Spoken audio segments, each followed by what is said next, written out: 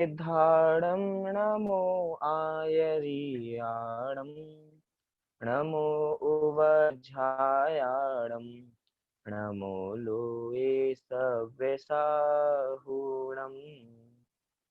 मङ्गलं भगवान् वीरो मङ्गलं गौतमो गणी मङ्गलं कुन्दकुन्दाद्यो जैन धर्मोऽस्तु मङ्गलम् आत्मा ज्ञानं स्वयं ज्ञानं ज्ञानादन्यत् करोति किं परभावस्य कर्तात्मा मोहोऽयं व्यवहारिणाम् अज्ञानतिमिरान्धानां ज्ञानाञ्जनशलाकया चक्षुरुन्मिलितं येन तस्मै श्रीगुरुवे नमः तस्मै श्रीगुरुवे नमः। चलिए प्रारंभ करते हैं लघु जैन सिद्धांत प्रवेशिका, जिसमें सिद्धांतों का लघु रूप कहें या सभी सिद्धांतों को संक्षेप में समझने की विधि हम समझ रहे हैं। जैन सिद्धांत हम समझ रहे हैं, जैन फिलॉसफी पढ़ रहे हैं, क्योंकि जैन फिलॉसफी को पढ़ के जो भी जैन फिलॉसफी पढ़ता है वो सच्चा दार्शनिक बन जाता है, फिलॉसफर बन जाता है। इसलिए हम भी जैन दर्शन को बन के फिलॉसफर बन सकते हैं।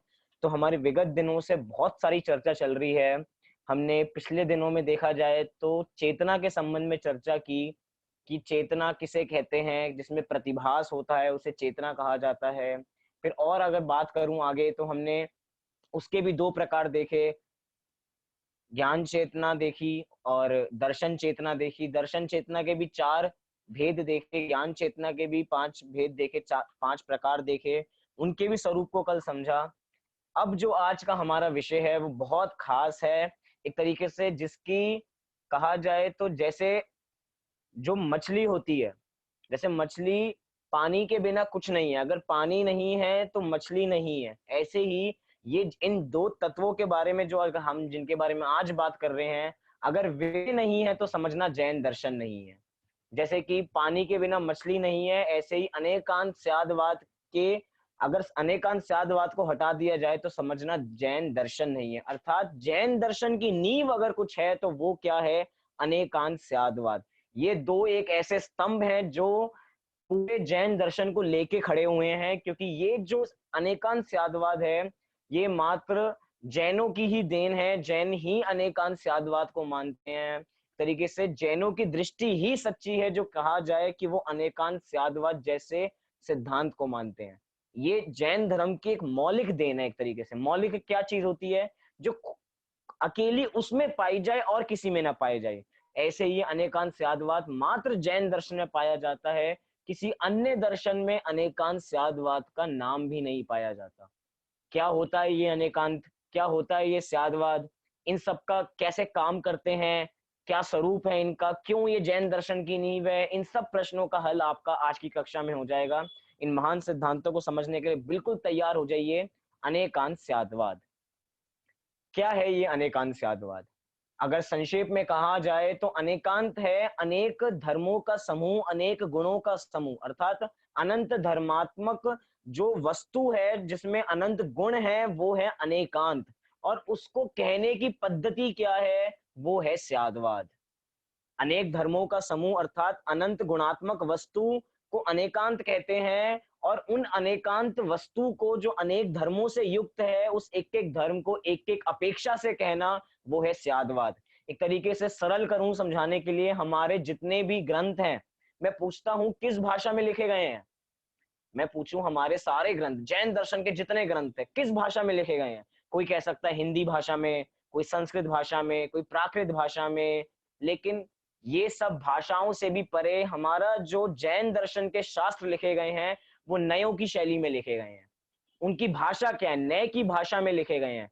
कहने की अपेक्षा है, वस्तु जिनागम में अलग अलग बात अलग अलग अपेक्षा से कही हुई है, और उस अलग अलग अपेक्षाओं को समझने के लिए हम इधर बैठे हैं। क्यों? क्योंकि वस्तु में है अनेक धर्म। अब अनेक धर्मों को एक साथ नहीं कहा जा सकता, इसीलिए स्यादवाद का क्या करता है? स्यादवाद उस एक एक धर्म को एक एक अपेक्षा से स्पष्ट करता है कि ये ऐसा है, ये ऐसा है, ये ऐसा है। जैसे मैं कहूं कि आत्मा कैसी होती है, आत्मा हम कहेंगे, अभी हम सब कुछ पढ़ चुके, तो आत्मा अमूर्तिक होती है। कैसी होती है? अमूर्तिक होती है। सही है, आत्मा अमूर्तिक होती है। आपका कहना बिल्कुल सही है, आत्मा मूर्तिक होती है, लेकिन आचार्यों ने आत्मा को मूर्तिक भी लिखा है। आप समझोगे पता ही नहीं आज क्या हो गया। अभी तक तो हम यही बोलते आ रहे थे कि आत्मा अमूर्तिक है, अमूर्तिक है, अमूर्तिक है, लेकिन आज ये नया फॉर्मूला लिया है, आत्मा को मूर्तिक भी कह रहे हैं, लेकिन मूर्तिक हम नहीं कह रहे हैं। नेमी चंद्र सिद्धांत चक्रवर्ती देव अपने द्रव्य संग्रह में कह रहे हैं कि आत्मा मूर्तिक भी है। क्यों? क्योंकि आत्मा मूर्तिक कैसे है? आत्मा संसार दशा की अपेक्षा मूर्तिक है, कर्म बंधन की अपेक्षा मूर्तिक है। मतलब जिनागम में अलग अलग अपेक्षाएं हैं एक वस्तु को देखने की। हम एक ही वस्तु को अलग अलग एंगल से देख सकते हैं। 360 होता है ना, 360 पूरा एंगल, 360 एंगल से अब एक एंगल से देखेंगे तो वस्तु अलग अलग नजरिए से हम देख सकते हैं।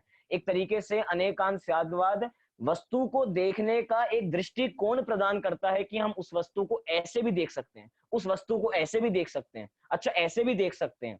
मतलब एक तरीके से पूरा अनेकांशवाद हमें वस्तु को समझाने में, वस्तु को समझने में बहुत मदद करता है। एक तरीके से यही सहायक है अनेकांशवाद, जैन दर्शन की नींव है ये वास्तव में अनेकांशवाद। उदाहरण के लिए कहूं कि एक ही वस्तु, जैसे उदाहरण में और इजी उदाहरण लेते हैं कि एक ही व्यक्ति एक ही समय पे अनेक उसमें विशेषताएं होती हैं। वो एक ही समय पे एक पुरुष पिता भी है, पिता के साथ तो वो किसी का पुत्र भी है, उसी के साथ किसी का फूफा भी हो सकते हैं, किसी के मामा भी हो सकते हैं।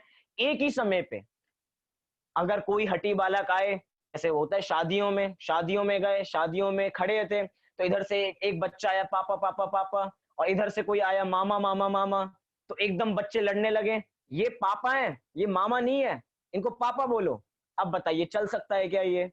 नहीं चल सकता। क्यों? बच्चे भी समझते हैं कि ये मेरे पापा हैं और इसके मामा हैं और इसके फूफा हैं। क्यों? एक साथ इतनी सारी चीजें एक साथ एक ही व्यक्ति में रह सकती हैं। एक ही स्त्री एक समय में माँ भी हो सकती है, बेटी भी हो सकती है, पत्नी भी हो सकती है, बहू भी हो सकती है। अब बताइए कैसे? क्यों? क्योंकि वस्तु में अनेक धर्म है। अगर हम एक ही धर्म से पूरी वस्तु को पकड़ना चाहेंगे तो गलत हो जाएगा। अर्थात एक एक चीज को लेके पूरी वस्तु नहीं होती है, वस्तु में अनेक धर्म पाए जाते हैं। वो अनेक धर्मों को देखने का नजरिया, देखने की दृष्टि जो हमें प्रदान करता है वो स्यादवाद करता है। देखने का नजरिया, उसको वस्तु को कहा कैसे जा रहा है। आत्मा को नित्य भी कहा जाएगा, आत्मा को अनित्य भी कहा जाएगा, लेकिन हमें आचार्यों का दृष्टिकोण समझना पड़ेगा कि आचार्य किस अपेक्षा से आत्मा को नित्य कह रहे हैं और किस अपेक्षा से अनित्य कह रहे हैं। जो व्यक्ति पहली बार सुनते हैं ना कि आत्मा नित्य भी है अनित्य भी है, तो लोग बौखला जाते हैं, लोग कहने लग जाते हैं ये कैसे हो सकता है, आपका जैन दर्शन तो बिल्कुल झूठा दर्शन है। एक तरफ कहते हो आत्मा नित्य है और कह रहे हो आत्मा नित्य है। भैया आप खुद पक्का कर लो कि आत्मा नित्य है या अनित्य है। आप खुद हमें कंफ्यूज लग रहे हो। लेकिन भैया ये कंफ्यूजिंग, ये जैन दर्शन कोई कंफ्यूजिंग दर्शन नहीं है, ये तो हमें सुलझा देता है। एक तरीके से उलझी हुई समस्या को सुलझाने का ये तरीका है अनेकांशवाद। वस्तु एक अपेक्षा से नित्य है तो दूसरी अपेक्षा से अनित्य भी है। द्रव्य की अपेक्षा से वस्तु नित्य है और पर्याय की अपेक्षा से वस्तु अनित्य है। अब जो इस छोटी सी बात को नहीं समझता, वो इस बड़े से सिद्धांत को कुछ नहीं समझते अपने सामने। अनेकांशवाद को कहते हैं ये किस चिड़िया की खेत है, कुछ नहीं है इसके अंदर। लेकिन इस अनेकांशवाद को समझना वास्तव में बहुत जरूरी है। हम क्रम से इन अनेकांत और स्यादवाद रूपी सिद्धांतों को समझेंगे तो इसका अर्थ हमें समझ में आएगा कि वास्तव में कहना क्या चाह रहे हैं। हमारे साथ बहुत बार होता है, हम अलग अलग अपेक्षाएं दिन में इस्तेमाल करते हैं और हम पता नहीं लगा पाते कि हमने क्या कह दिया। कई बार तो ऐसे कथन होते हैं, अगर उसकी खुद परीक्षा करने जाएं तो पता लगे कितने गलत हैं ये। जैसे कि हम कहते हैं कि बच्चों के कपड़े बहुत छोटे हो गए हैं। क्या कहते हैं कि बच्चों के कपड़े बहुत छोटे हो गए। अब एक बार विचारो, क्या बच्चों के कपड़े छोटे होते हैं या बच्चे बड़े हो जाते हैं? बच्चों के कपड़े तो उतने ही थे, लेकिन बच्चे बड़े हो गए हैं। लेकिन कहा क्या जाता है कि बच्चों के कपड़े बहुत छोटे हो गए हैं।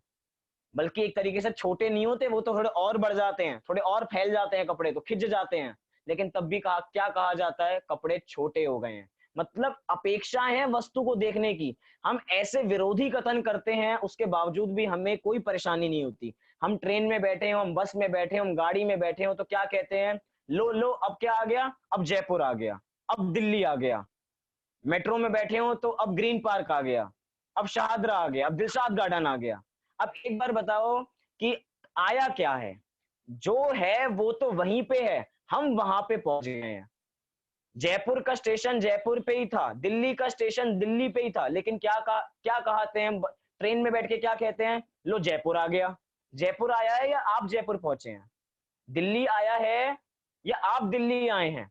मतलब इतने विरोधी कथन हम दिन में करते हैं, उसके बावजूद भी हम वस्तु को समझते हैं कि वास्तव में वस्तु ऐसी है नहीं, कहा जा रहा है।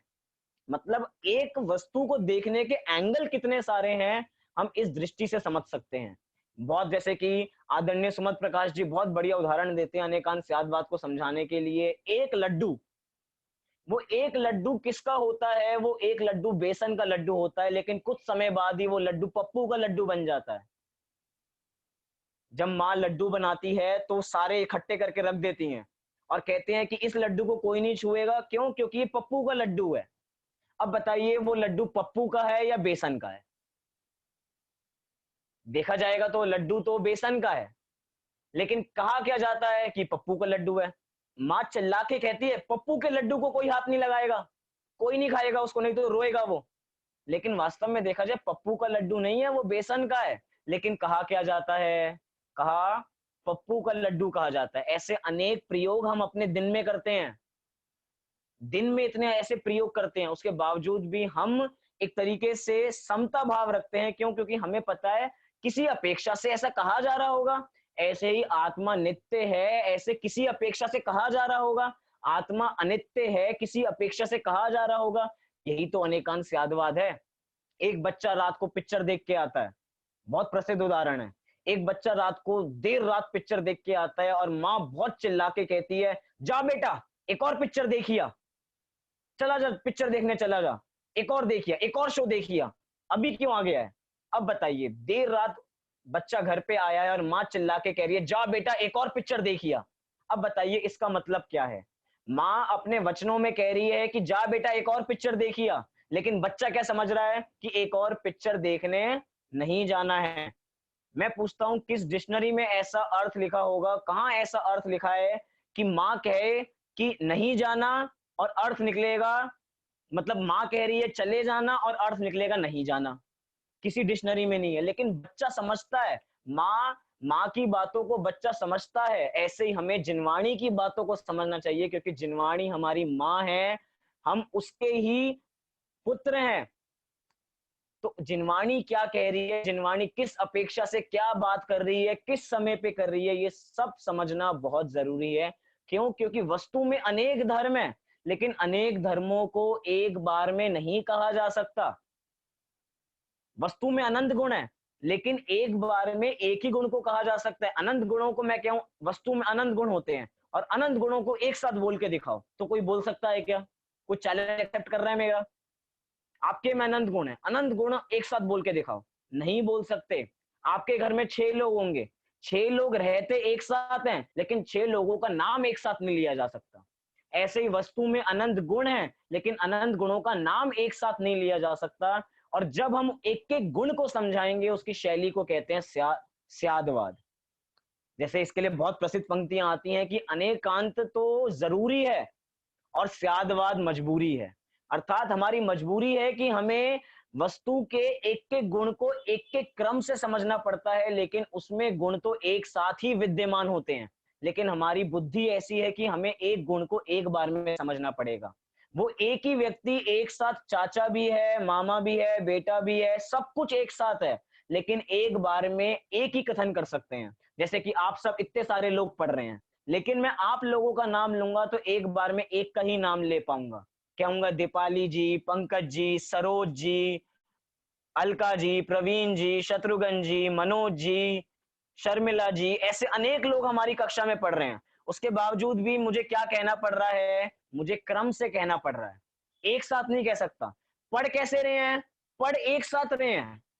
एक साथ पढ़ते हुए भी मेरे कथन में भेद आता है, क्योंकि स्यादवाद मजबूरी है वस्तु समझने की, वस्तु को स्यादवाद के बिना समझा नहीं जा सकता, और वास्तव में वस्तु अनेकांत स्वरूप होती है। इतना मैंने विशाल स्वरूप बताया तो थोड़ी हमें महिमा जागी होगी इस अनेकांत और स्यादवाद की। अब हम इनकी परिभाषाओं पे आते हैं कि वास्तव में अनेकांत होता क्या है। आइए थोड़े आप पुस्तक निकाल लीजिए, प्रश्न नंबर 17, प्रश्न नंबर 90 सभी ने निकाल लिया होगा जिन लोगों के सामने पुस्तक है।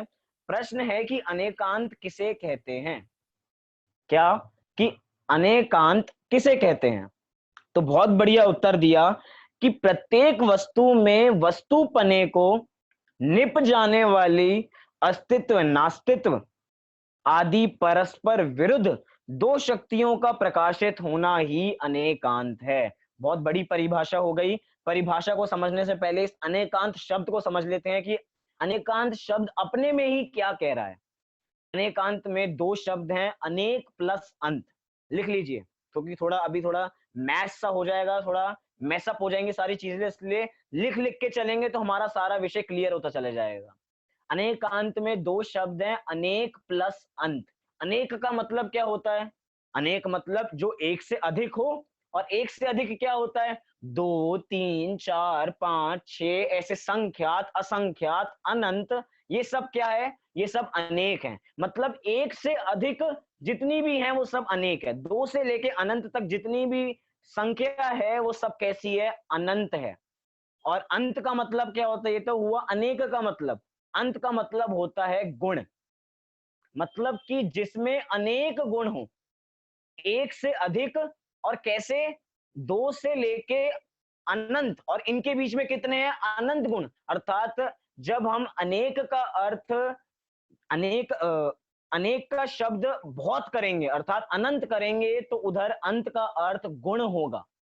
और जब अनेक शब्द का हम अर्थ दो करेंगे, क्योंकि अनेक शब्द का मतलब दो भी होता है, अनेक शब्द का अर्थ दो भी है, क्योंकि एक से अधिक दो, दो भी अनेक ही होता है क्योंकि एक नहीं है वो। तो दो का जब हम अर्थ या कहें अनेक का अर्थ हम जब दो करेंगे तो अंत का अर्थ उधर धर्म होगा। एक तरीके से अनंत गुणात्मक वस्तु को अनेकांत कहते हैं, और परस्पर विरुद्ध प्रतीत होने वाली दो वस्तुओं को, दो गुणों को, दो धर्मों को अनेकांत कहते हैं। दो अलग अलग परिभाषाएं हैं। मतलब जब हम अनेक का अर्थ अनंत करते हैं तो अंत का अर्थ हमें गुण लेना चाहिए, और जब हम अनेक का अर्थ दो लेते हैं तो अंत का अर्थ हमें धर्म लेना चाहिए। कुछ आया समझ में, नहीं आया समझ में? बहुत इजी सा कॉन्सेप्ट है। आप मेरे साथ कॉपी में लिखिए, अगर आपके पास कॉपी हो तो कॉपी में लिखते जाइए, और फिर जब मैं बोलूंगा और जब आप उसको समझोगे तो बहुत आसान होगा। चलिए मैं बोलता हूं, आप लिखिए, अनेकांत में दो शब्द हैं, अनेक प्लस अंत। कितने शब्द, अनेक प्लस अंत। अनेक इज इक्वल्स टू अनंत, कॉमा डाल के लिखिए अनंत, फिर अंत इज इक्वल्स टू गुण। अनेक इज इक्वल्स टू अनंत और अंत इज इक्वल्स टू गुण। ये हुआ इसका पहला अर्थ। और इसके सामने बराबर में ब्रैकेट में लिखिए कि अनंत गुणात्मक वस्तु को अनेकांत कहते हैं। इतना लिख लिया। अनेकांत में दो शब्द, अनेक प्लस अंत। तो अनेक का अर्थ है अनंत और अंत का अर्थ है गुण। तो इसका पूरा अर्थ क्या बनेगा, अनंत गुणात्मक वस्तु को अनेकांत कहते हैं। इतना लिख लिया। चलिए अब थोड़ा आगे बढ़िए। अब यहाँ पे अनेकांत का दूसरा अर्थ, अब यहाँ पे अनेक शब्द का अर्थ हम दो करेंगे। अनेक शब्द का अर्थ क्या है, अनेक का अर्थ दो, और अंत का अर्थ होगा धर्म। अंत का अर्थ होगा धर्म। तो इस बराबर क्या होगा कि दो मतलब परस्पर विरुद्ध प्रतीत होने वाले दो धर्मों को अनेकांत कहते हैं। परस्पर विरुद्ध प्रतीत होने वाले दो धर्मों को अनेकांत कहते हैं, क्योंकि यहाँ पे हमने अनेक का अर्थ दो किया है। इतना सब आपने लिख लिया।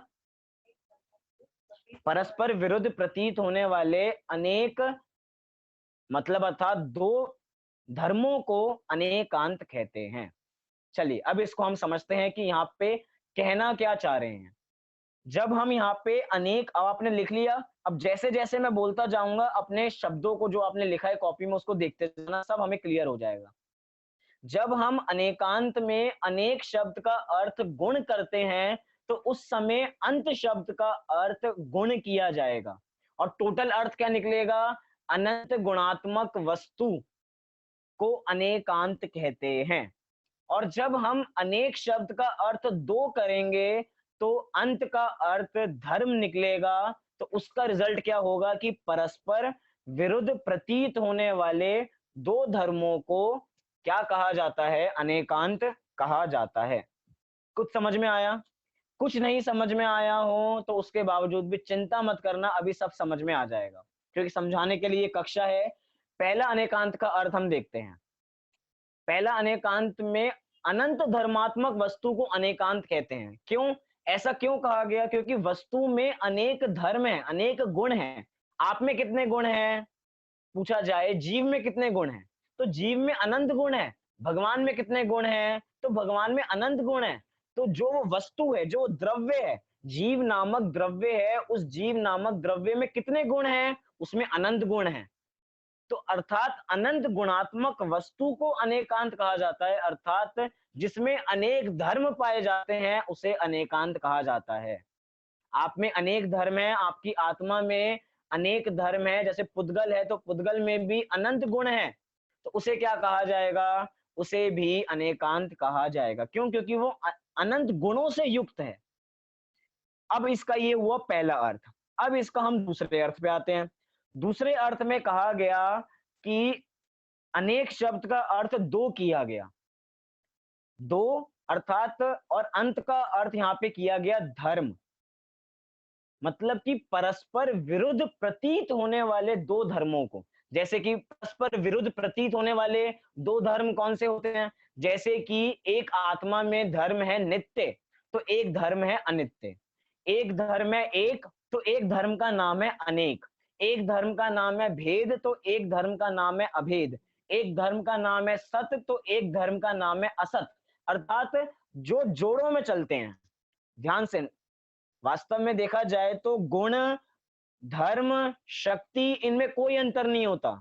लेकिन अगर हम थोड़ा डिफरेंस देखें तो हम ये कह सकते हैं कि गुण विरोधी नहीं होते हैं, विरोधी प्रतीत नहीं होते हैं, लेकिन धर्म विरोधी प्रतीत होते हैं। जैसे कि आत्मा में नित्य अनित्य दोनों धर्म रहते हैं, तो ये दोनों विरुद्ध लग रहे हैं, दोनों विरोधी लग रहे हैं कि आत्मा नित्य है और अनित्य है, तो हमें लगेगा ये तो दोनों विरोधी हैं, लेकिन ये विरोधी है नहीं। तभी परिभाषा में कहा गया कि परस्पर विरुद्ध प्रतीत होने वाले दो धर्मों को, परस्पर विरुद्ध प्रतीत होने वाले, अर्थात उनमें परस्पर में कोई विरोध नहीं है, लेकिन उसके बावजूद भी परस्पर में विरुद्ध इनमें लगता है। जैसे कि आपने अपने बचपन में हिंदी में अलंकार पढ़े हो, संस्कृत पढ़ी हो तो थोड़े अलंकार पढ़े हो, उसमें एक अलंकार का नाम होता है विरोधाभास अलंकार।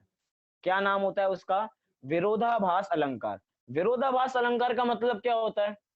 विरोधाभास अलंकार का अर्थ होता है कि हमें विरोध लगेगा, लेकिन विरोध उसमें होगा नहीं। अर्थात हमें विरोधी दोनों लगेंगे तो बातें, लेकिन वास्तव में उनमें विरोध होगा नहीं। ऐसे ही हमें वस्तु में दो धर्म विरोधी नजर तो आएंगे, लेकिन दोनों विरोधी होंगे नहीं, दोनों एक साथ रहेंगे। कि वस्तु में नित्य धर्म भी बराबर है तो अनित्य धर्म भी बराबर है।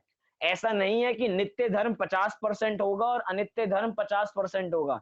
अगर नित्य धर्म आत्मा में 100% है तो अनित्य धर्म भी आत्मा में उतना ही %% है, वो भी 100% है पूरा।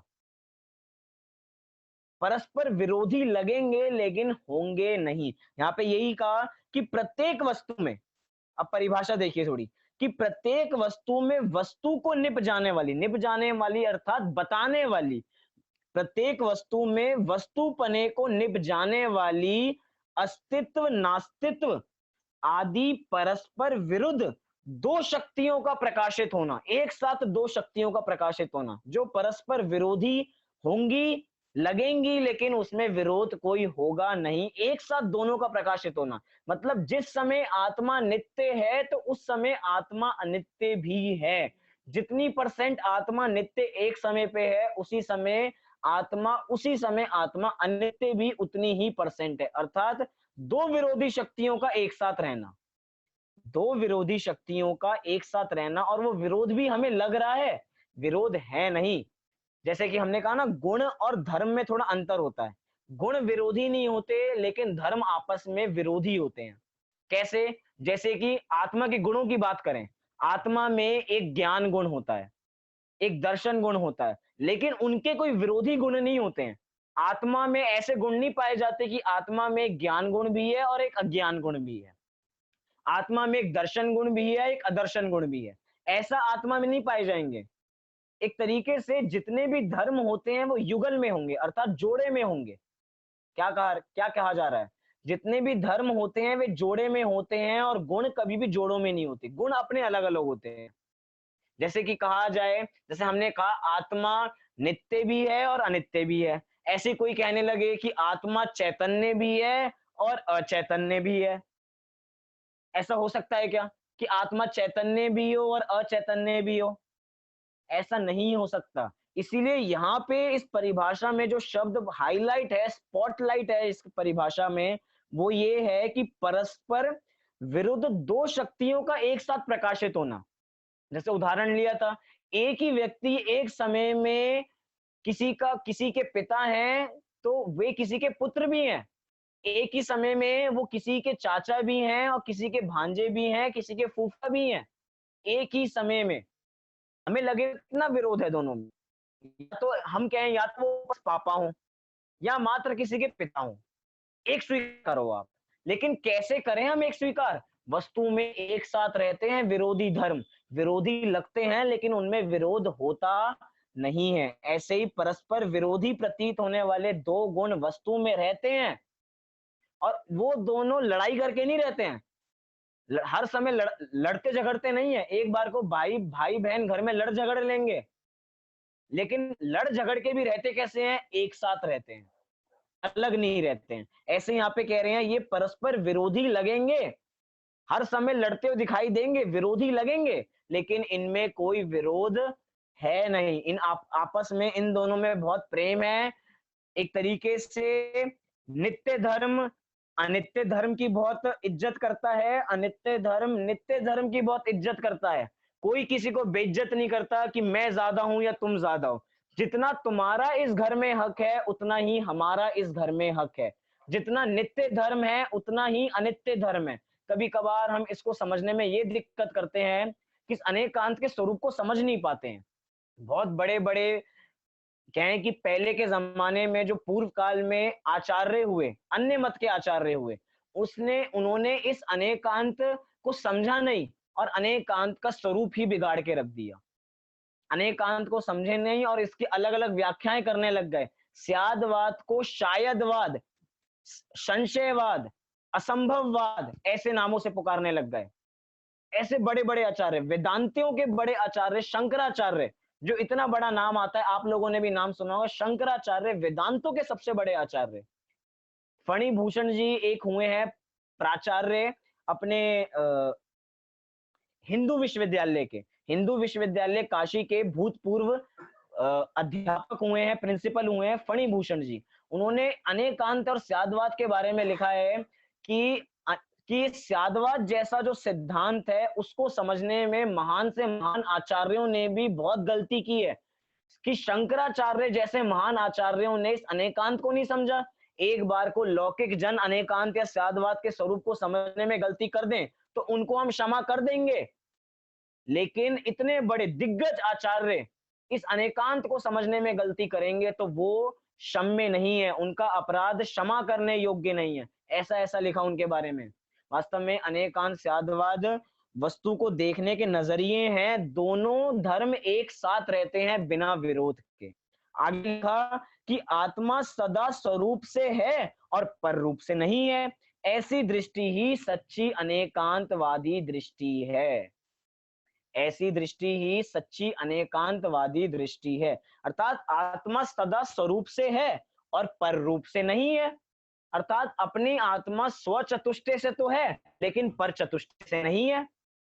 मतलब क्या कहना चाह रहा है, इधर क्या कहा जा रहा है कि आत्मा स्वद्रव्य, स्वक्षेत्र, स्वकाल भाव से तो है, लेकिन पर द्रव्य, पर क्षेत्र, पर काल और पर भाव से नहीं है। ये दोनों एक साथ हैं, मतलब अस्तित्व और नास्तित्व धर्म दोनों वस्तु में एक साथ रहते हैं। अस्तित्व अगर हमारे अस्तित्व को बचाने का काम करता है, तो नास्तित्व धर्म कहता है कि मैं वस्तु के अन्य धर्मों को अपनी वस्तु में प्रवेश करने नहीं दूंगा। एक तरीके से बिल्कुल सोल्जर की तरह बाहर खड़ा रहता है अपना नास्तित्व धर्म। अस्तित्व धर्म अपने अस्तित्व की रक्षा करता है, तो नास्तित्व धर्म अन्य धर्मों को अपने में प्रवेश करने नहीं देता है। कहता है कि जो पर के धर्म है वो मेरे में प्रवेश नहीं कर सकते, पर के गुण मेरे में प्रवेश नहीं कर सकते, पुद्गल के गुण मेरे में प्रवेश नहीं कर सकते। क्यों? क्योंकि उनका अस्तित्व उनमें है, उनका अस्तित्व मेरे में नहीं है।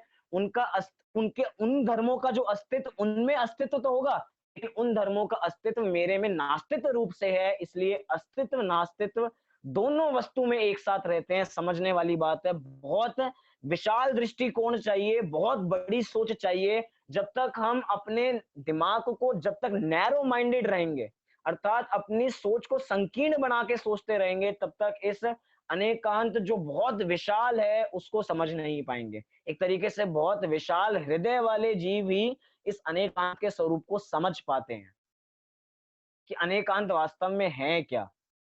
नहीं तो लोग ऊपर ऊपर से इसको अनेकांत को कहते हैं, अनेकांत को पढ़ते हैं और कहते हैं ये तो अनेकांत ऐसा है कि इसको भी मानता है और उसको भी मानता है, मतलब यहाँ भी सिर झुका देता है और वहां भी सिर झुका देता है। मतलब ये तो सड़ा हुआ नारियल है जो कहीं पे भी फोड़ दिया जाएगा।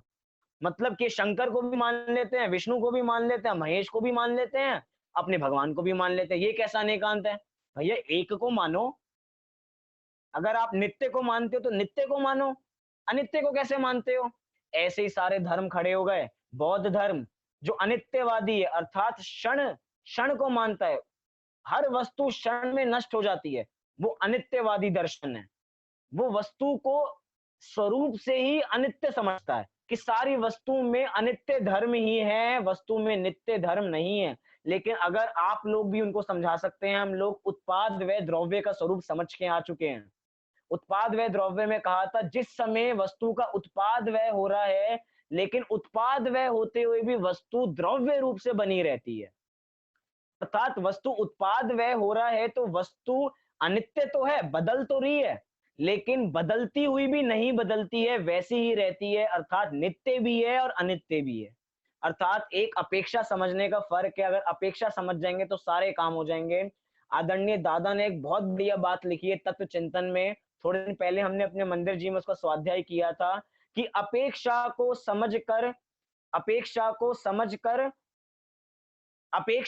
समझे बिना कुछ भी समझ ना आएगा, अपेक्षा को समझते ही सब समझ में आ जाएगा।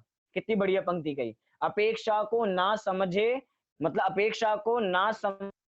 अपेक्षा को समझे बिना कुछ भी समझ में नहीं आएगा। इसलिए हमें अपेक्षा को समझना पड़ेगा। आचार्य बात कुछ लिखेंगे लेकिन उसका अर्थ अलग होगा। लेकिन अगर हम ऊपर ऊपर से शास्त्रों को पढ़ेंगे तो हमें गलत लगेंगे।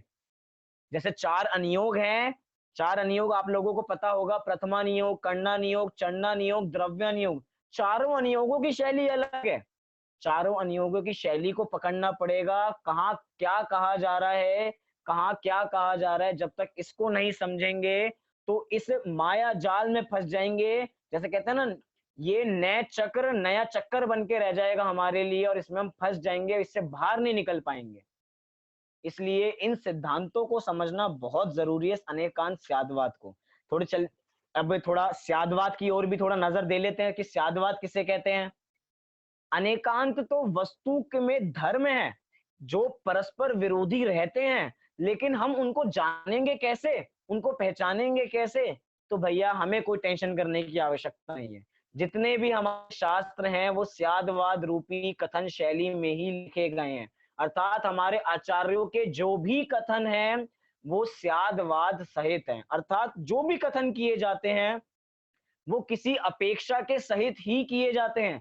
बिना अपेक्षा के कोई कथन नहीं किया जाता। हम अपने घरों में भी सारी अपेक्षाओं बद्ध करते हैं। यहाँ पे स्यादवाद का मतलब अगर पढ़ते हैं, फिर थोड़ी और चर्चा करेंगे स्यादवाद की। देखिए, स्यादवाद के बारे में क्या लिखा कि वस्तु, प्रश्न पे एक बार पढ़ लेता हूं, प्रश्न नंबर 91 कि स्यादवाद किसे कहते हैं। यहाँ पे कहा कि वस्तु के अनेकांत स्वरूप को समझने वाली कथन पद्धति को स्यादवाद कहते हैं। क्या बहुत सरल परिभाषा है कि वस्तु के अनेकांत स्वरूप को समझने वाली कथन पद्धति। क्यों? क्योंकि वस्तु तो अनेकांत स्वरूपी है, वस्तु में तो अनेक धर्म पाए जाते हैं। उन अनेक धर्मों को हम कैसे समझें, ये हमारे सामने समस्या थी। तो समस्या का हल कैसे हो जाता है? स्यादवाद के द्वारा। कहा जाता है हर समस्या का हल हो जाता स्यादवाद के द्वारा। सारी समस्याओं का हल हो जाएगा। आपको आत्मा समझनी है, आप स्यादवाद के द्वारा समझो। कैसे? कि वस्तु को समझाने की कथन पद्धति का नाम क्या है? स्यादवाद है। अगली देखिए पंक्ति यहाँ पे लिखा, स्यादवाद अनेकांत का द्योतक है। द्योतक अर्थात अनेक, स्यादवाद अनेकांत को द्योतित करता है, उसके बारे में बताता है कि अनेकांत क्या है। अर्थात अनेकांत से हम वस्तु को तो समझेंगे, लेकिन अनेकांत से उस वस्तु को समझ रहे हैं। एक होता है ना द्योत्य द्योतक संबंध, कौन द्योत्य है और कौन द्योतक है। तो यहाँ पे द्योतक कौन है? यहाँ पे द्योतक स्यादवाद है। और वो किसको द्योतित कर रहा है? वो अनेकांत को द्योतित कर रहा है। अर्थात हम वस्तु के एक धर्म को समझेंगे और उस एक धर्म को समझने से हम समझेंगे कि वस्तु पूरी ऐसी है, किसी अपेक्षा से वस्तु पूरी नित्य है और किसी अपेक्षा से वस्तु पूरी अनित्य है। पकड़ा हमने एक धर्म, उस एक धर्म को पकड़ के हमने पूरी वस्तु को पकड़ लिया। वो प्रसिद्ध उदाहरण याद कीजिए, हाथी वाला। आप लोगों ने बहुत सारी पुस्तकों के सामने वो उदाहरण देखा होगा। एक चित्र बना रहता है, उस एक बहुत बड़े हाथी को कोई पैर से पकड़ रहा है, कोई उसके पेट को पकड़ रहा है, कोई उसके कानों को पकड़ रहा है, क्या कोई उसको कहीं से पकड़ रहा है। दीपाली आंटी उसका चित्र दिखा रही हैं कि एक हाथी है, आप सब लोग देख सकते हैं कि एक हाथी है और हाथी को 6 अंधे व्यक्ति अलग-अलग जगहों से पकड़ रहे हैं। कोई उसके सूंड को पकड़ रहा है, कोई उसकी कमर को पकड़ रहा है, कोई किसी के पैर को पकड़ रहा है। लेकिन पहचान क्या रहे हैं कि वे हाथी है। अर्थात हमने हाथी के पैर को पकड़ के जाना कि हमें पैर खंबे जैसा तो लग रहा है, लेकिन वो पैर खंबा नहीं है, वो हाथी का पैर है। किसका पैर है? वो हाथी का पैर है। हमने हमें मतलब तरीके से कहा जाए, अनेकांत स्यादवाद के द्वारा समझाया जाए इसको, कि थोड़ा समझाने में और थोड़ा क्लियर करता हूँ कि इसको कैसे समझा सकते हैं। कि 6 अंधे व्यक्ति हाथी को देख रहे हैं। एक ने पकड़ लिया उसके पैर को पकड़ लिया और पैर को पकड़ के वो समझ रहा है कि मैंने खंबे को पकड़ लिया। लेकिन वास्तव में क्या उसने खंबे को पकड़ा है? वास्तव में उसने खंबे को नहीं पकड़ा। उसने किसको पकड़ा है? उसने हाथी के पैर को पकड़ा है। अब हाथी का पैर किसका पैर था? वो हाथी का पैर था, मतलब वो अंश किसका था? वो पूरे अंशी का था। ऐसे ही स्यादवाद वस्तु के एक अंश को देखता है, लेकिन उस एक अंश से हमें क्या पकड़ना चाहिए? पूरी वस्तु को पकड़ना चाहिए।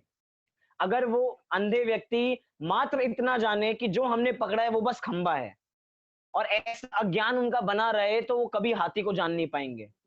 जो उसकी पीठ को पकड़े, जो उसकी कमर को पकड़े, वो समझेंगे ये बहुत बड़ी दीवार है, वो हमेशा उसको दीवार समझते रह जाएंगे। लेकिन वो दीवार दीवार नहीं है, वो हाथी की पीठ है। अर्थात अंश से अंशी की पकड़ की जाती है। ऐसे ही स्यादवाद के द्वारा अनेकांत की सिद्धि होती है। स्यादवाद अनेकांत का द्योतक है, उसको पहुंचाने तक का चिन्ह है एक तरीके से। हम अनेक वस्तु को कैसे जाने? हम तो नहीं जान सकते, हम जानेंगे उसको स्यादवाद के द्वारा। अर्थात वस्तु के एक एक अंश को जानेंगे, एक एक अंश को जानते जानते जानते एक समय ऐसा आएगा जब हम पूरी वस्तु को पकड़ लेंगे। अर्थात हमारी दृष्टि अनेकांत स्वरूपी हो जाएगी, हम अनेकांत को पकड़ लेंगे। लेकिन जब तक अनेकांत को नहीं पकड़ रहे, तब तक किसका सहारा लेना पड़ेगा? तब तक हमें स्यादवाद का सहारा लेना पड़ेगा। अर्थात कहा था ना कि अनेकांत तो जरूरी है और स्यादवाद मजबूरी है। हमारी मजबूरी है कि हमें वस्तु को स्यादवाद के द्वारा समझना पड़ता है, क्योंकि वस्तु में अनेक धर्म है, उनको एक साथ नहीं समझा जा सकता। यहाँ पे स्यादवाद के दो, थोड़ा तोड़ दे शब्द तो दो शब्द निकलते हैं। एक शब्द निकलेगा स्यात और एक शब्द निकलेगा वाद। दोनों को जोड़ दो तो बन जाएगा स्यादवाद। स्यात प्लस वाद। स्यात का मतलब क्या होता है? स्यात का मतलब होता है किसी अपेक्षा से। अर्थात किसी अपेक्षा से, किसी प्रकार से, कथनचित, अर्थात कोई अपेक्षा होगी उसके पीछे, किसी अपेक्षा से। और वाद अर्थात कथन करना, अर्थात वस्तु के किसी धर्म को किसी अपेक्षा से कथन करना, वो क्या है? वो है स्यादवाद शैली। वास्तव में वस्तु में कोई धर्म स्यादवाद रूप से नहीं होते। वस्तु में तो सारे धर्म अनेकांत स्वरूप ही होते हैं, लेकिन उनको कहने का तरीका, कथन शैली, कथन पद्धति, वो क्या है? वो है स्यादवाद। वस्तु में ऐसा कुछ नहीं है। वस्तु में तो वस्तु अपने में पूरी है, लेकिन एक बार में हम एक ही धर्म को कह सकते हैं, ये हमारी मजबूरी है। नित्य को कहेंगे तो उस समय अनित्य को नहीं कह सकते, जिस समय अनित्य को कहते हैं उस समय नित्य को नहीं कह सकते। ये हमारी जबान की मजबूरी है। एक बार में एक का कथन कर सकते हैं, लेकिन सामने वाले श्रोताओं को क्या समझना चाहिए? सामने वाले श्रोताओं को यही समझना चाहिए कि वस्तु किसी अपेक्षा से नित्य है, तो किसी अपेक्षा से अनित्य भी है। कोई आप प्रवचन में बैठे हो और वो आपको समझाया जा रहा है कि वस्तु अनित्य है। क्या है? वस्तु अनित्य है। जैसे कि अगर हम 12 भावनाओं के प्रवचन सुने, 12 भावनाओं की पहली भावना ही क्या है? अनित्य भावना। अनित्य भावना में सब कुछ क्या समझाया जाएगा? सब कुछ अनित्य है, सब कुछ क्षणभंगुर है, सब कुछ नाश हो जाएगा। और आप वहां पे क्या हो? क्यों भैया, वस्तु में नित्य धर्म नहीं है क्या? वस्तु में नित्य धर्म भी है, लेकिन वक्ता किस धर्म को मुख्य कर रहा है, किस गुण को मुख्य कर रहा है, वो उसकी मर्जी है। अर्थात वक्ता के अभिप्राय को न कहते हैं, वक्ता के अभिप्राय जो कथन शैली है उसको स्यादवाद कहते हैं। वक्ता किस अपेक्षा से बात कर रहा है, जब वो 12 भावनाओं की बात करेगा तो उसको अनित्य भावना में यही समझाना पड़ेगा कि सब कुछ क्षणभंगुर है, सब कुछ अनित्य है, सब कुछ नाश हो जाएगा, यही समझाना पड़ेगा। और जब वो अपनी आत्मा की बात करेगा तो वो अधिकतर ये कहेगा कि आत्मा कैसी है? आत्मा नित्य है, अजर अमर है, कभी मरने नहीं वाली है। लेकिन जो आत्मा अजर अमर है ना, वो साथ साथ अनित्य धर्म के साथ भी युक्त है, क्योंकि वस्तु में दोनों धर्म एक साथ हैं। कहा ना, वस्तु में वस्तुपने को निप जाने वाली, अर्थात वस्तु में वो दोनों धर्म एक साथ रहते हैं, निप गए हैं, अर्थात कीलित हो गए हैं, घुस गए हैं, समा गए हैं। दोनों ऐसे गुण अब उसमें से अलग हो नहीं सकते। एक तरीके से कहने की पद्धति है। हम अपने कथन में मुख्य गौण करते हैं। थोड़ा विषय बदल रहा हूं, क्योंकि अनेकांत स्यादवाद एक इतना विशाल स्वरूप है, हमने अभी तक जितनी कक्षाएं समझी वो भी कम है इस अनेकांत स्यादवाद को समझना। स्यादवाद क्या है? कि कहने की अपेक्षा है कि किसी धर्म को मुख्य किया जाता है तो किसी धर्म को गौण किया जाता है। क्या कहा? क्या कहा मैंने? तो ध्यान से सुनना। किसी धर्म को किसी समय मुख्य किया जाता है तो किसी धर्म को गौण किया जाता है। आप उन उमा स्वामी आचार्य को याद कीजिए, तत्वार्थ सूत्र में जो ये सूत्र लिखते हैं कि अर्पित अनर्पित सिद्धे, अर्थात मुख्य गौण वस्तु में होती है, अर्पित अर्थात मुख्य, अनर्पित अर्थात गौण। तो वस्तु में मुख्य गौण ऐसे धर्म चलते रहते हैं। अब थोड़ा उदाहरण दूंगा तो पूरा हमारा क्लियर हो जाए। जिस समय हम पिता को पिता बुलाते हैं उस समय वे फूफा भी हैं, उस समय चाचा भी हैं, लेकिन वे सारे धर्म गौण हैं। मुख्य क्या है? जब पुत्र अपने पिता को बुलाएगा तो वो पिता ही बुलाएगा, उस समय उनका पिता रूपी धर्म मुख्य रहेगा और अन्य धर्म गौण रहेंगे। अगर उसी समय पुत्र चला जाए और उसी समय कोई और आ जाए और उनको फूफा कहने लग जाए या मामा कहने लग जाए, तो समझ में आ जाएगा कि भतीजा है उनका। उस समय उनका पुत्र धर्म जो पिता का धर्म है वो गौण हो जाएगा, क्योंकि वस्तु में मुख्य गौण धर्म दोनों एक साथ चलते रहते हैं। हम देखते हैं, हम बहुत पिक्चर देखते हैं, हमने बहुत नाटक देखे होंगे। आप कभी नाटक देखने गए हो रविंद्र मंच पे? हमने बहुत नाटक देखे जयपुर में। तो वहां पे ऐसा चलता है कि एक बहुत बड़ा स्टेज होता है, बहुत सारे कलाकार एक साथ नाटक कर रहे होते हैं, लेकिन एक स्पॉटलाइट होती है जो एक व्यक्ति पे फोकस कर रही होती है। देखा है आप लोगों ने?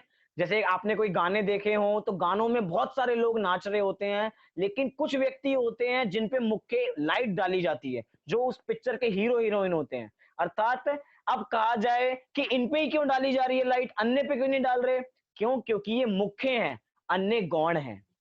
जो लाइट है वो लाइट एक पे ही जाएगी एक बार में, सबके पास नहीं जा पाएगी। लाइट सबके पास एक बार में नहीं जा पाएगी, किसी एक के पास ही जाएगी। अर्थात जहां पे वो डायरेक्टर है, वो डायरेक्टर हीरो हीरोइन को मुख्य दिखाना चाहता है और अन्य को गौण करना चाहता है। अर्थात डायरेक्टर के हाथ में है वो स्पॉटलाइट कहां दिखाए। अर्थात किसको मुख्य करे और किसको गौण करे। हमारे साथ होता है, जैसे कि हम इतने सारे लोग पढ़ रहे हैं, अभी मैं किसी का विशेष नाम ले दूं कि प्रवीण जी कहाँ चले गए आप, मतलब अब मैंने ऐसा कहा, मतलब अब मैंने प्रवीण जी को मुख्य कर दिया, आप सबको गौण कर दिया। लेकिन आप लोग भी पढ़ रहे हैं, मैं आपका नाम ले दूं अलका जी, अब अलका जी पे फोकस होगा और किसी पे नहीं होगा। ऐसा है क्या? ऐसा नहीं, उनको मुख्य किया जा रहा है और बाकी गौण है। मैं अन्य को भी देख रहा हूं, लेकिन मुख्य कौन हो रहे हैं? मुख्य जिनको मैं मुख्य बनाना चाहता हूं वे मुख्य हो रहे हैं। ऐसे ही हमारे साथ होता है कि हम किस धर्म को मुख्य बनाएं, वक्ता किस धर्म को मुख्य बनाए, वे उसके अभिप्राय पे निर्भर करता है कि वो किस धर्म को कब मुख्य करे और किस धर्म को कब गौण करे। घर में 6 मेंबर हैं, मेरी मर्जी है मैं किसका परिचय कराऊं। एक का परिचय कराता हूं तो दूसरे बुरे नहीं मानते, क्योंकि उनको पता है हमारा नंबर भी आएगा। अभी हम गौण हैं, अभी जिसका परिचय दिया जा रहा है वो मुख्य है और अन्य गौण है, अभी उनकी बात नहीं चल रही। अर्थात उनका निषेध नहीं किया है। स्यादवाद एक धर्म को मुख्य जरूर करता है, लेकिन अन्य धर्मों का निषेध नहीं करता है। अगर आत्मा के नित्य धर्म की बात की जाएगी तो ये मत समझना कि आत्मा में अनित्य नाम का धर्म नहीं होता। अभी नित्य धर्म को फोकस किया जा रहा है, उस पे स्पॉटलाइट है, उसको देखा जा रहा है, अन्य को गौण किया जा रहा है। ऐसे ही वस्तु में अनेक धर्म युगल हैं जिनकी आपस में रहते एक साथ हैं, लेकिन स्यादवाद अर्थात कहने की पद्धति है कि हम किस धर्म को कब मुख्य करते हैं और किसको गौण करते हैं। हमारे पास अनेक कपड़े होते हैं पहनने के लिए, लेकिन अनेक कपड़ों में भी हम कुछ को मुख्य करते हैं और कुछ को गौण करते हैं। जैसे गर्मियां आई तो हमने गर्मी के कपड़ों को बाहर निकाल लिया, सर्दियों को कपड़े को अंदर रख दिया, अर्थात हमने गर्मी के कपड़ों को मुख्य कर लिया है और सर्दियों के कपड़ों को पेटी में बंद करके रख दिया। अब क्या आपने उनका निषेध कर दिया? क्या आप जब सर्दियां आएंगी उनको नहीं पहनोगे? उनको पहनोगे, उस समय गर्मियों के कपड़ों को आप गौण कर दोगे। अब जब गर्मी आएंगी तो गर्मियां देखा जाएगा। मतलब ये मुख्य गौण की व्यवस्था हम हर समय करते हैं, किसको मुख्य करना है किसको गौण करना है। कुछ आ रहा है आप लोगों को समझ में? आपका थोड़ा, आप सब जो इन लोगों ने कैमरा नहीं खोल रखा, क्योंकि आज एक तरीके से वन वे क्लास चली, एक तरीके से मैं ही बोलता गया, मुझे नहीं पता कि आप लोगों को कितना समझ में आया और मैं आप लोगों को कितना समझा पाया, क्योंकि वस्तु ही इतनी बड़ी है, वस्तु के धर्म इतने बड़े हैं कि कैसे समझाया जाए उन्हें वाणी से। ये अनेकांत स्यादवाद वस्तु में अनेकांत स्यादवाद समझने लायक है। जैन धर्म की नींव इस पे बसी हुई है। वास्तव में स्यादवाद के लिए लिखा है कि स्यादवाद क्या है? स्यादवाद एक ऐसा अभेद्य किला है जिसमें वादी प्रतिवादी के मायावी गोले प्रवेश नहीं करते हैं। बहुत बढ़िया पंक्ति कह दी मैंने बहुत जल्दी, अगर आप लोगों ने ध्यान से सुनी हो तो। ये स्यादवाद रूपी भवन एक ऐसा अभेद्य किला है जिसमें वादी प्रतिवादी इन दोनों के मायावी गोले प्रवेश नहीं करते। अर्थात कोई भी मायावी आ जाए और वो कहे कि आत्मा में आप नित्य धर्म कहते हो और अनित्य को नहीं कहते हो, और हम कहे हाँ भैया आप ठीक कह रहे हो, ऐसा नहीं होने वाला। हम अपने पे डटे रहेंगे बिल्कुल, मायावी गोले प्रवेश नहीं कर पाएंगे अंदर। प्रतिवादी कुछ भी कहें, प्रतिद्वंदी कितने ही कुछ कहें, लेकिन उसके बाद भी स्यादवाद एक ऐसा अभेद्य किला है जिसको कभी भेदा नहीं जा सकता। ये है वास्तव में स्यादवाद की जड़, स्यादवाद का मूल, कि स्यादवाद है क्या, किस धर्म को मुख्य कर रहे हैं, किसको गौण कर रहे हैं। कुछ आया आप लोगों को समझ में? कुछ लोग आप भी उदाहरण दे सकते हैं अनेकांत स्यादवाद के हमें समझाने के लिए, कि अनेकांत स्यादवाद आप लोग क्या समझे हैं। मैं चाहूंगा कि आप अनेकांत स्यादवाद को अपने शब्दों में मुझे समझाने का थोड़ा प्रयास करो कि आप लोग अनेकांत से क्या समझे और स्यादवाद से क्या समझे हो। कोई बताने का प्रयास करेगा कि अनेकांत क्या है, स्यादवाद क्या है? हो सकता है मैं बहुत कुछ बताना मेरा रह गया है, क्योंकि वस्तु बहुत बड़ी है, अपने पास समय भी सीमित है। कोई बताना चाहेगा? जो भी बताना चाहे वो अपना हाथ खड़ा कर सकता है। हाँ जी बताइए। 2 लोगों का हाथ खड़ा हुआ। हेलो। हाँ जी बताइए। जैसे कि एक पिता है, पुत्र की दृष्टि से देखा जाए तो वो पिता है, तो वहाँ पर स्यादवाद धर्म जो है पुत्र उसके पिता को मुख्य कर रहे हैं, और बाकी वो जैसे फूफा है, आपने बताया चाचा है, ताऊ है, तो वो गौण कर रहे हैं उस दृष्टि से उस वक्त। तो हैं तो पिता भी, चाचा भी, ताऊ भी हैं, लेकिन पुत्र खड़ा है तो स्याद्वाद उस टाइम उनको मुख्य कर रहा है पिता को, बाकी चाचा ताऊ को गौण कर रहे हैं। हाँ जी, बहुत तो बढ़िया। ये अनेकांत धर्म भी इसमें आ गया और स्याद्वाद शैली भी आ गई। आप थोड़ा बता पाएंगे कि अनेकांत क्या है और स्याद्वाद क्या है? अर्थात उदाहरण तो आपने दिया, लेकिन अनेक अनेकांत क्या है और इसी उदाहरण को स्याद्वाद के माध्यम से क्या कहेंगे? अनेकांत तो ये वो पिता भी हैं और ताऊ भी हैं, चाचा भी हैं, हाँ ये तो जी, बहुत। अनेकांत हुआ। हाँ जी। और स्याद्वाद जो है, जिस वक्त वो पिता हैं, पुत्र खड़ा है उनके सामने, पिता है, तो मतलब स्याद्वाद उस टाइम पिता वाले धर्म को मुख्य कर रहे हैं, बाकी सबको गौण कर रहे हैं। चलिए, बहुत बढ़िया, आपने बहुत बढ़िया बताया। और कोई बताना चाहेगा? ऐसे ही बहुत बढ़िया प्रयास किया आपने, बहुत बढ़िया उत्तर दिया। और कोई बताना चाहेगा? दीपाली जी बताना चाहेंगी? माइक खोल लीजिए वो अपना। स्याद्वाद अनेकांत वस्तु के अनेकांत धर्म है, उसकी अनेक अनेक क्वालिटीज या हर तरह से कथन करने का एक वो है। और स्याद्वाद उसमें किसी चीज को मुख्य करके, किसी को गौण करके उसको बताने की पद्धति है, जिससे एक बात दूसरी बात को ना काटे, विरोध नहीं करे। कोई उदाहरण? उदाहरण के लिए जैसे आत्मा नित्य और अनित्य, और मेचक और अमेचक भी है। मैंने समय सार में ये पढ़ाई कि मेचक भी बताई और अमेचक भी बताई है। ये पूरे कलश हैं जो एक साथ आए हैं, जिसके अंदर बहुत सारे विशेषण दिए गए हैं एक साथ। हाँ, हाँ जी। उसमें नित्य और अनित्य भैया आपने बताया, मेचक अमेचक मुझे अभी ध्यान आया, और अभी मुझे नहीं कुछ ध्यान आ रहा। चलिए, बहुत बढ़िया प्रयास किया। और कोई बताना चाहेगा जिन्होंने एक बार भी ना बताया हो हमारी एक चीज क्लास में? पूछनी है मुझे, हाँ वो जी। जो स्यादवाद में स्यादवादमयी तेरी वाणी। नहीं, तो जो तीर्थंकरों की दिव्य ध्वनि है वो भी स्यादवाद वाली पद्धति से मतलब उनकी खिड़ती है कि उसमें हमें क्या मतलब कि अनेकांत रहता है, क्या रहता है वो? वास्तव में द्वादशांग में कहा जाए, अपनी जितनी भी जिनवाणी लिखी गई है, वो जिनवाणी स्यादवाद पद्धति में ही लिखी गई है, किसी न किसी अपेक्षा से ही लिखी गई है। भगवान की वाणी में तो वस्तु के सभी धर्म आए हैं, लेकिन जैसे कहते हैं कि भगवान की वाणी को झेलने की क्षमता होनी चाहिए। गणधर में जितनी क्षमता होती है वे उतने को झेल पाते हैं, अर्थात बीज बुद्धि रिद्धि चाहिए होती है उसके लिए। तो भगवान ने तो वस्तु के अनंत धर्मों को समझाने का प्रयास किया, लेकिन गणधर क्या है, गणधर जितने को झेल सकते हैं उन्होंने उतने को झेला, अर्थात जितना वो ग्रहण कर सकते थे उन्होंने उसको ग्रहण किया। उसके बाद आचार्यों तक आई, आचार्यों से फिर हमको मिली। एक तरीके से उन्होंने वस्तु तो पूरी बताई है, अनेकांत स्वरूपी हमें वस्तु पूरी बताई, लेकिन जितने भी हमारे ग्रंथ हैं वो कैसे हैं, वो स्यादवाद शैली में ही है। इसलिए कहा जाता है कि स्यादवाद में तेरी शैली। मतलब वो किसी अपेक्षा को समझे बिना कुछ भी समझ नहीं आएगा, जो आपने बताया अच्छी लाइन है। चलिए, और कोई हमारे क्लास में और भी लोग हैं, वो कभी प्रयास नहीं करते? क्या उनको कभी समझ में नहीं आया, या वो बताने से थोड़ा पीछे हटते हैं? नहीं, मेरे पास प्रश्न है एक्चुअली। मैं अभी मेरे को पूरी तरह समझ आज आया नहीं है। हाँ जी, पूछिए। जैसे ये अस्तित्व और नास्तित्व, अस्तित्व समझ आया, नास्तित्व क्या है, स्वरूप समझ आता है, पररूप क्या है, इसके लिए इस पे थोड़ा सा कुछ व्याख्या इसकी हो, नास्तित्व की, चलिए, पररूप बहुत की। बहुत बढ़िया प्रश्न है, अभी हमें पूरा समझ में आ जाएगा अस्तित्व नास्तित्व। जैसे मैंने अभी भी अस्तित्व नास्तित्व समझाया, कैसे समझाया? अस्तित्व समझ आ गया, स्वरूप भी समझ आ गया, नास्तित्व और नास्तित्व कैसे है वो पररूप। समझाता हूँ। नास्तित्व हमारे में धर्म कैसे है कि हमारे में अन्य धर्मों की नास्ति है, इसलिए हमारे में नास्तित्व धर्म है।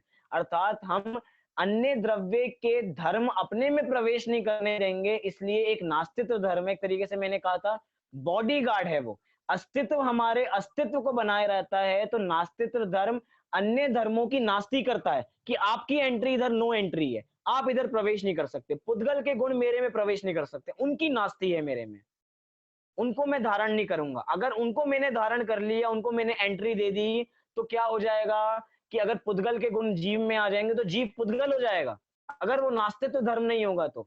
अर्थात वस्तु में जितना अस्तित्व धर्म है उतना ही नास्तित्व धर्म है। अगर एक भी धर्म को कम कर दिया जाए तो वस्तु बिगड़ जाएगी, वस्तु स्वरूप बिगड़ जाएगा। अर्थात नास्तित्व धर्म अन्य धर्मों को प्रवेश नहीं करने देता।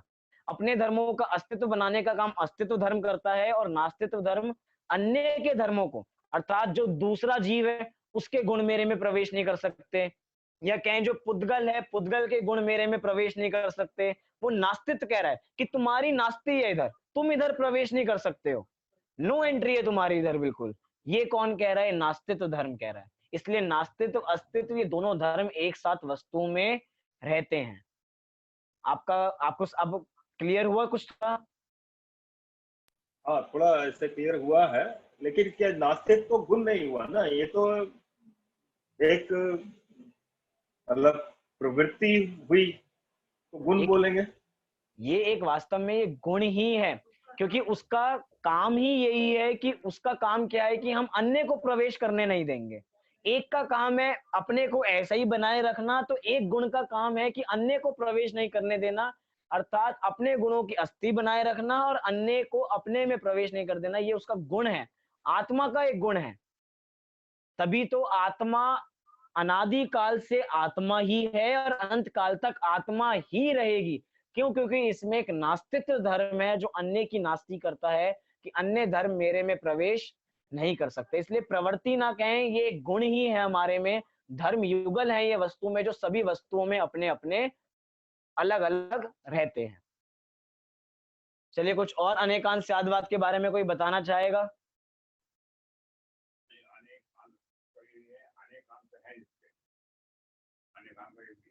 चलिए, अभी बहुत बढ़िया दादाजी ने बताया कि अनेकांत की व्याख्या और भी मिलती है कि अनेकांत मात्र अनेकांत नहीं है। अनेकांत अगर अनेकांत ही हो जाए तो अनेकांत किस बात का बचेगा? वो कुछ समझ में आया? बहुत जल्दी कह दिया। अनेकांत में मात्र अनेकांत को ग्रहण नहीं करता। अगर अनेकांत मात्र अनेकांत को ही ग्रहण करेगा तो वो भी एकांत ही हो जाएगा। अनेकांत अनेकांत के साथ एकांत को भी ग्रहण करता है। तभी कहा जाता है शास्त्रों में, स्वयंभू स्तोत्र में कारिका नंबर 103 में कहा कि अनेकांतोपि अनेकांता प्रमाण नय साधनः, कि अनेकांत भी अनेकांत की तरह है। अनेकांत में मात्र अनेकांत नहीं है। अगर अनेकांत में मात्र अनेकांत रहने लग गया तो फिर एकांत का क्या होगा? वो भी तो एकांत बन गया। जैसे आत्मा नित्य है ऐसा हमने कहा, तो आत्मा में अनित्य धर्म नहीं है क्या? ये तो आपकी एकांती हो गए। ऐसे अगर हम अनेकांत को मात्र अनेकांत स्वरूप समझेंगे तो ये भी हमारा मिथ्या एकांत है। यहाँ पे तो हमारे शास्त्रों में कहा कि अनेकांत भी अनेकांत की तरह है, कि अनेकांत में एकांत भी है और अनेकांत भी है। इसलिए कहा कि अनेकांतोपि अनेकांता, अनेकांत में भी अनेकांत है। प्रमाण नय साधना, जिसको प्रमाण नय से साधा जा सकता है। इसलिए बहुत बढ़िया कारिका है।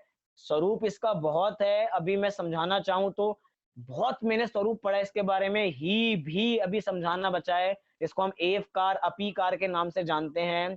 उसका प्रयोग कैसे किया जाता है, कब किया जाता है, स्यात् शब्द का प्रयोग कब किया जाता है, जब स्यात् शब्द का प्रयोग किया तब ही का प्रयोग करें या भी का प्रयोग करें, किससे दुर्गंध की बू आती है, किससे सुगंध की बू आती है। बहुत सारे विशेष अनेकांत स्यादवाद के बारे में है, लेकिन अपने पास समय सीमित है, इसलिए समझना भी, हम ज्यादा विस्तार डीप में जाएंगे तो बहुत सब कंफ्यूज भी हो सकते हैं।